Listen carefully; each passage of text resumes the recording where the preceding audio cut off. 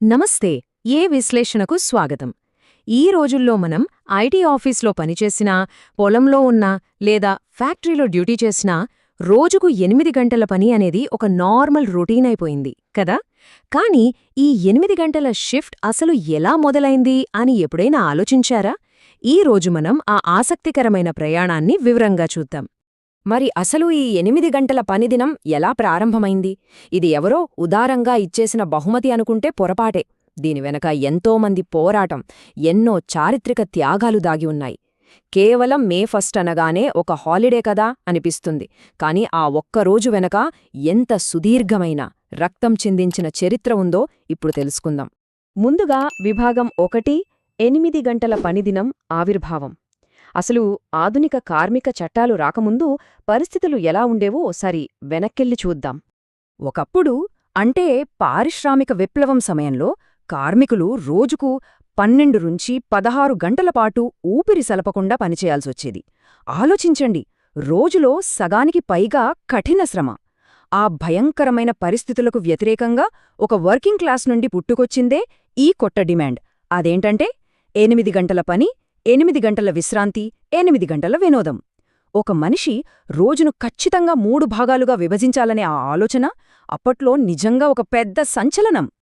ఇక విభాగం 2 Chicago Haymarket విషాదం. ఈ పనిగంటల తగ్గింపు డిమాండ్ అమెరికాలోని చికాగో నగరంలో ఎలా ఒక మహాసంగ్రామంగా మారిందో ఇప్పుడు చూద్దాం. ఒకసారి ఈ టైంలైన్ను గమనించండి. క్యాలెండర్లో 1886 మే 1 చికాగోలో వేలాది మంది కార్మికులు రోడ్లపైకి వచ్చి భారీ సమ్మెకు దిగారు. అంత బాగానే ఉంది కాని సరిగ్గా 3 రోజుల తర్వాత అంటే మే 4వ తేదీన హేమార్కెట్ స్క్వేర్లో జరుగుతున్న ఒక శాంతియుత ప్రదర్శనపై పోలీసులు అకస్మాత్తుగా కాల్పులు జరిపారు. ఆ దారుణమైన ఘటనలో ఎంతోమంది ప్రాణాలు కోల్పోయారు. ఈ నెత్తుటి చరిత్ర ఊరికే పోలేదు. ప్రపంచవ్యాప్తంగా కార్మికులను ఏకం చేసి 1889లో ఒక అంతర్జాతీయ తీర్మానానికి దారితీసింది.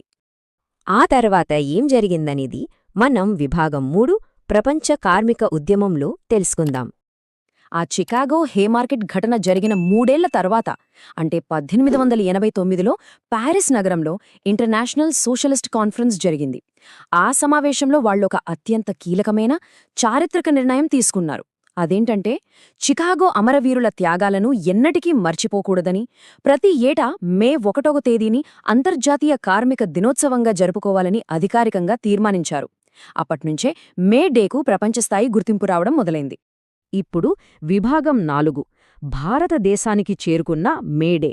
ప్యారిస్, చికాగోల నుంచి ఈ ప్రపంచ చరిత్ర మన ఉపఖండానికి అసలు ఎలా చేరుకుందో ఇప్పుడు పరిశీలిద్దాం. ఇక్కడ మనం ముఖ్యంగా మాట్లాడుకోవాల్సిన వ్యక్తి ఒకరున్నారు. ఆయనే మలయపురం సింగారవేలు చెట్టియార్. భారత కార్మిక చరిత్రలో ఈయన పేరు సువర్ణాక్షరాలతో లిఖించదగ్గది. లేబర్ కిసాన్ పార్టీ ఆఫ్ హిందుస్థాన్కు నాయకుడైన ఈయనే మన భారతదేశంలో మొదటిసారిగా మేడే వేడుకలను లాంఛనంగా ప్రారంభించారు. మన దేశంలో కార్మికుల హక్కులనే ఆలోచనకు బలమైన పునాది వేసిన ఈ చారిత్రక వ్యక్తిని మనం ఖచ్చితంగా గుర్తుంచుకోవాలి. ఈ మైలురాళ్లను ఒకసారి చూడండి. మన దేశంలో మొదటి మే డే వేడుకలు సరిగ్గా 1923 మే 1న మద్రాసులో అంటే ఇప్పటి మన చెన్నై నగరంలో జరిగాయి. అంతేకాదు, భారతదేశంలో మొదటిసారిగా కార్మిక చిహ్నమైన ఆ ఎర్ర జెండాను బహిరంగంగా ప్రదర్శించింది కూడా ఆ రోజే.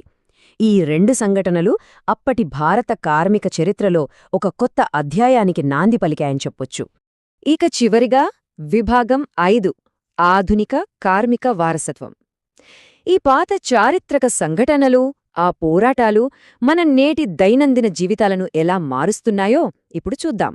ఈరోజు మనం ఆధునిక ఆఫీసుల్లో చూస్తున్న కనీస వేతనాలు, ఖచ్చితమైన పని గంటలు, పెయిడ్ లీవులు, ఆఖరికి ఇన్సూరెన్స్ లాంటి సదుపాయాలు ఊరికే గాల్లోంచి రాలేదు. ఈ పట్టిక గమనిస్తే మీకు ఒక విషయం చాలా క్లియర్గా అర్థమవుతుంది. ఇవన్నీ ఒకనాటి కార్మికుల ప్రాణత్యాగాల వల్ల, వాళ్లు చిందించిన నెత్తురు వల్ల వచ్చినవే. ఆ చారిత్రక పోరాటాల పునాదులపైనే నేడు మనం ఈ హక్కులను చాలా క్యాజువల్గా అనుభవిస్తున్నాం. సమాజం పురోగతిలో కార్మికుల చెమట చుక్క ప్రతి ఇటుకలోనూ ఉంటుంది. ఎంత అద్భుతమైన వాక్యం కదూ! ఈరోజు మన చుట్టూ కనిపిస్తున్న ప్రతి పెద్ద బిల్డింగ్, మనం వాడుతున్న ప్రతి వస్తువు, అనుభవిస్తున్న ప్రతి సౌకర్యం వాటన్నింటి వెనక ఒక కార్మికుడి కష్టం, శ్రమ దాగి ఉన్నాయని ఇది మనకు చాలా బలంగా గుర్తుచేస్తోంది. ప్రపంచ కార్మికులారా, ఏకం కండి, కోల్పోయేదేమీ లేదు, మీ సంకెళ్ళు తప్ప. ఇదొక ఐకానిక్ కోట్. ఆనాటి కార్మికుల్లో ఎనలేని ధైర్యాన్ని, ఒక రకమైన చైతన్యాన్ని నింపిన ఈ చారిత్రక నినాదం నేటికీ ప్రపంచవ్యాప్తంగా జరిగే ఎన్నో సామాజిక ఉద్యమాలకు ఒక మూల స్ఫూర్తిగా నిలుస్తూనే ఉంది. ఇక ముగింపుగా మనందరం ఆలోచించాల్సిన ఒక అత్యంత ముఖ్యమైన ప్రశ్న: ఆనాడు శ్రమజీవులు చిందించిన చెమటకి, వాళ్ల త్యాగానికి మన ఆధునిక సమాజం ఏమి బాకీ ఉంది? ఈరోజు మనం కంఫర్ట్గా ఆస్వాదిస్తున్న 8 గంటల పని వెనుక, మనకున్న మోడర్న్ హక్కుల వెనుక ఉన్నవారి అనంతమైన త్యాగాలను మనం ఒక్క క్షణం ఆగి లోతుగా ఆలోచించాలి.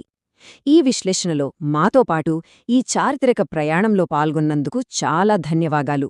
మళ్ళీ కలుద్దాం. ఈ వీడియో గనక మీకు నచ్చినట్లయితే లైక్ చేయడం మాత్రం మర్చిపోవద్దు. ఇంకా ఈ ఛానల్ని ఎవరైనా సబ్స్క్రైబ్ చేసుకోకపోతే దయచేసి సబ్స్క్రైబ్ చేసుకోండి.